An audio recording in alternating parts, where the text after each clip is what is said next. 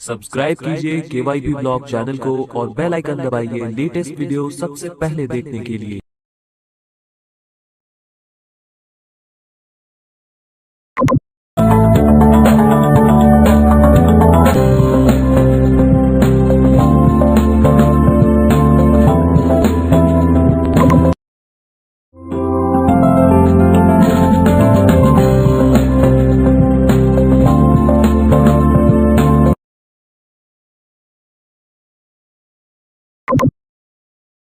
व्यवसाय के सभी प्रकारों में जैसे कि property business, partnership business, LLP business, company प्रकार का बिजनेस और अन्य बिजनेसेस गतिविधियों में देखें तो 7 प्रकार की गतिविधियां होती हैं।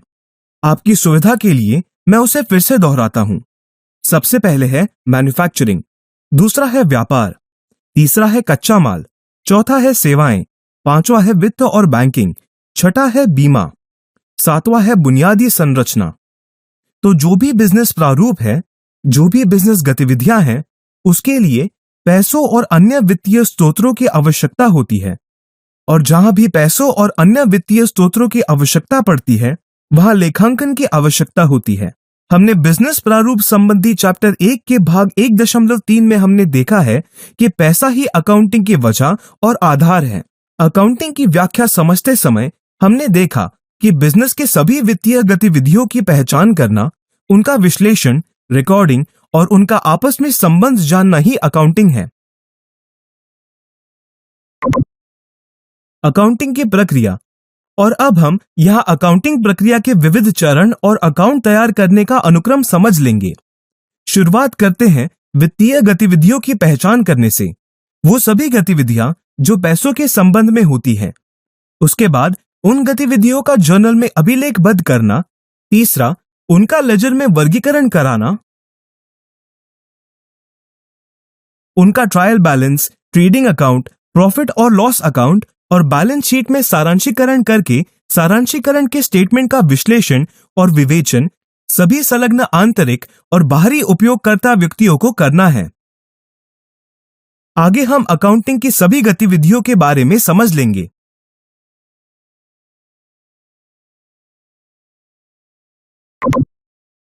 वित्तीय गतिविधियों की पहचान करना पहला चरण है। इस पहचान से हमें मालूम पड़ता है कि बिजनेस की इस गतिविधि का स्वरूप वित्तीय या गैर वित्तीय है।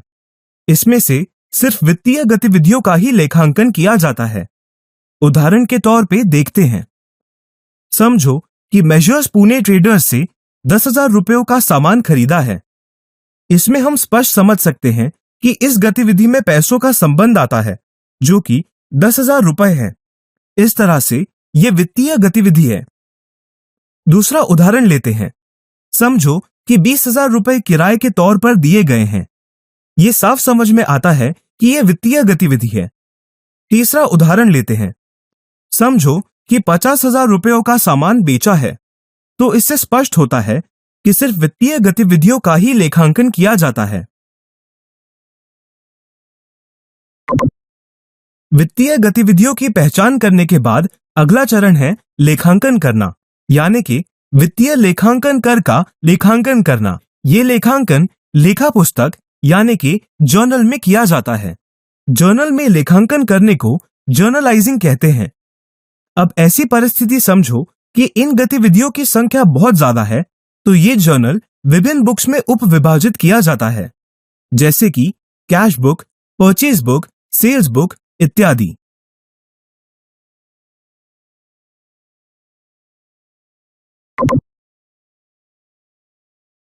अभी अगला चरण मतलब पांचवा चरण या अनुक्रम है संक्षिप्तीकरण। तो समझ लेते हैं कि संक्षिप्तीकरण क्या है। मतलब लेजर अकाउंट का संक्षिप्तीकरण ट्रायल बैलेंस में किया जाता है और इस ट्रायल बैलेंस को आगे 3 भागों में विभाजित किया जाता है। वो है trading account, profit and loss account और बैलेंस शीट।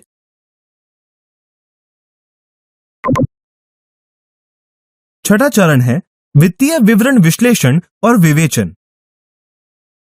वित्तीय विवरण का अर्थ है trading account, profit and loss account और बैलेंस शीट। इन विवरणों का विश्लेषण किया जाता है।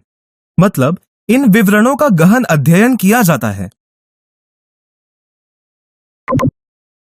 सातवां और आखिरी चरण है उपयोगकर्ताओं को इसकी सूचना देना। तो जब अकाउंट तैयार करके उसका संक्षिप्तीकरण और विश्लेषण पूरा होता है, वो उपयोगकर्ताओं को सूचित करने के लिए तैयार हो जाता है।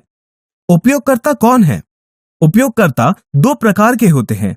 एक, आंतरिक उपयोगकर्ता, जिनमें व्यवस्थापक टीम, निदेशक बोर्ड और कर्मचारी आते हैं, और दूसरा है बाहरी उपयोगकर्ता, जिनमें निवेशक, शेयरधारक, बैंकर्स और मीडिया, सरकारी विभाग जैसे कि आयकर विभाग और security exchange board of India जैसे नियामक संस्था हो सकते हैं। Accounting cycle. अकाउंटिंग साइकिल के 4 चरण होते हैं। पहला है जर्नल बुक में लेखांकन करना। अगला यानी दूसरा चरण है लेजर में उसको दर्ज करना। तीसरा है ट्रायल बैलेंस। लेजर की मदद से ट्रायल बैलेंस तैयार किया जाता है। और आखिरी है फाइनल अकाउंट्स। इनमें trading account, profit and loss account और बैलेंस शीट। तो ये अकाउंटिंग साइकिल जर्नल बुक से शुरू होता है और फाइनल अकाउंट्स पे समाप्त होता है।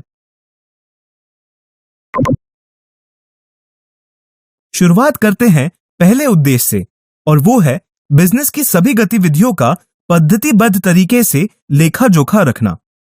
बिजनेस में होने वाली सभी गतिविधियों का स्मरण रखना वास्तव में मुमकिन नहीं है।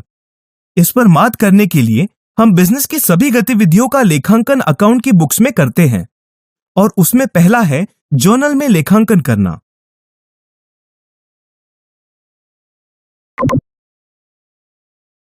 अकाउंटिंग का दूसरा उद्देश्य है बिजनेस की गतिविधियों का परिणाम पता करना, यानी कि बिजनेस गतिविधियों का प्रतिफल क्या है ये जानना। प्रतिफल मतलब फायदा हुआ या नुकसान, और फायदा हो गया या नुकसान के लिए ट्रेडिंग अकाउंट और प्रॉफिट एंड लॉस अकाउंट तैयार किए जाते हैं। मतलब उस विविक्षित समय के दौरान बिजनेस की गतिविधियों से प्रॉफिट हुआ या लॉस, ये जानने के लिए इनकम स्टेटमेंट तैयार किया जाता है।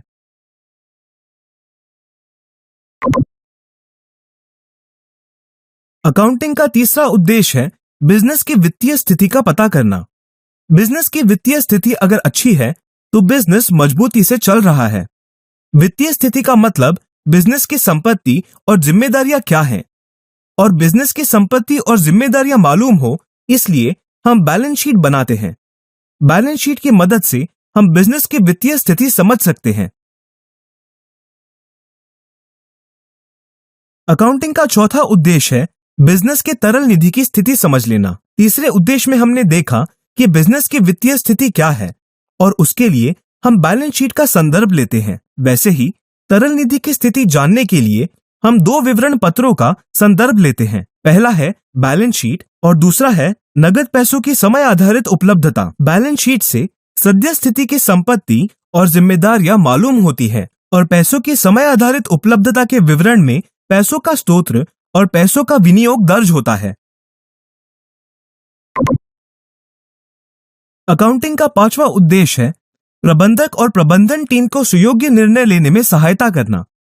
उदाहरण के तौर पर अगर बिजनेस या कंपनी ने मुनाफा कमाया है तो यह पैसा कैसे और कहां इस्तेमाल किया जाना चाहिए, उसमें से कितना बिजनेस। अकाउंटिंग का छठा और आखिरी मुख्य उद्देश्य है वैधानिक तथा कानूनी आवश्यकताओं का समाधान करना। अगर ये बिजनेस कंपनी प्रकार का है तो उसे कंपनी एक्ट पालन करना पड़ता है, और कंपनी एक्ट के तहत आने वाले शेड्यूल 6 के अनुसार अकाउंट का विवरण तैयार करना पड़ता है। कंपनी को आयकर नियमों का भी पालन करना पड़ता है, और उसमें दिए गए मार्गदर्शक सूचनाओं के अनुसार नफा नुकसान का परिगणन करके विवरण पत्र तैयार करना पड़ता है।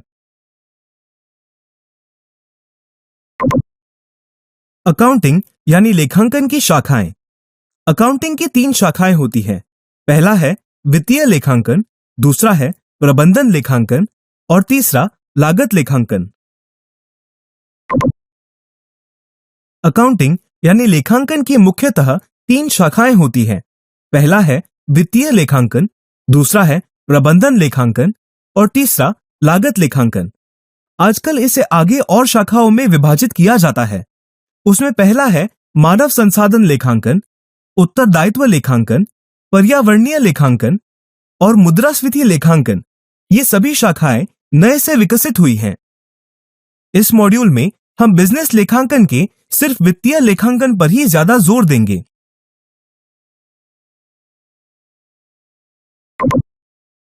तो अब हम देखते हैं अकाउंटिंग की पहली शाखा, वित्तीय लेखांकन। जैसे कि इसका नाम है वित्तीय, मतलब सिर्फ वही गतिविधियां जो वित्तीय स्वरूप की है, जिनमें पैसों का संबंध आता है, उन्हीं को इस वित्तीय लेखांकन में दर्ज किया जाता है। जैसे कि हमने पहले भी देखा है कि जर्नल से शुरुआत करके फिर लेजर, बाद में ट्रायल बैलेंस और आखिर में फाइनल अकाउंटिंग, ये सभी चरण या हम कह सकते हैं अकाउंटिंग साइकिल से बनता है वित्तीय लेखांकन। दूसरा है प्रबंधन लेखांकन। यहां पर इस प्रबंधन टीम में आते हैं बिजनेस के सर्वोच्च प्रबंधक।